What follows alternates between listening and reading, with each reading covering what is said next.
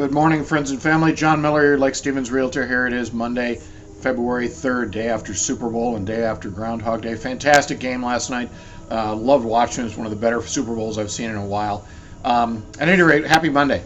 Today's Q&A comes out of Snohomish, Washington, and the question is, what's the average time to buy a home? It's a really good question, actually.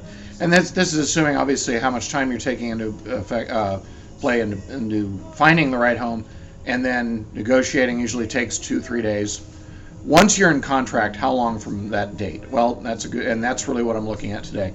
And that's a date that's negotiable between you and the seller. Like so many other terms, you hammer that out pretty much on day one. And a lot of it is a factor of the seller. Is the home occupied? How much time will it take for them to vacate and arrange whatever purchase or wherever they're going? And that's going to really dictate a lot of the timelines right off the bat. Additionally, if you have any sort of financing, you're going to be at the whim of, obviously, an appraisal, of underwriting. Those are factors that many times you've got a very fixed time on both of those. Any government loans tend to drag a little bit. USDA and VA loans tend to drag, especially as you go longer into the summer. Any home inspection will put everything out, 5 days a week, depending on what's negotiated as well. Obviously, there's a review of title. Technically, it's not required, but if you work with a realtor and escrow company, you will be having title insurance and a review of title, which takes a few days as well. So all of those factors involved. You're looking at with financing, you're looking at about 5 weeks, give or take. If you have vacant land for cash, it could be conceivable, if you're really waiving all those contingencies, you could do it inside of a week, 4 or 5 days. It's possible. I've seen it happen. Very rare. Any residence, you're really looking with financing, which is about 99% of the transactions I'm working on. You're looking at about 5 weeks, give or take. It is possible to change the closing date throughout the course of the transaction, and that's agreed upon by buyer and seller. It doesn't require one or the other, of course.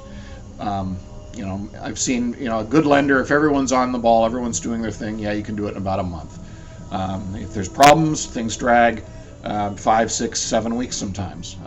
So those are discussions you want to have with your realtor. Want to make sure that we're providing a good level of service, that we're not hanging anyone out to dry. You're not living in a cardboard box or sitting in your driveway in a U-Haul waiting to move. Obviously, we want to try to dovetail as many transactions as we can to make things very convenient for you. This whole process we try to make as easy as possible because we want you happy. We want you happy with the purchase and the transaction itself.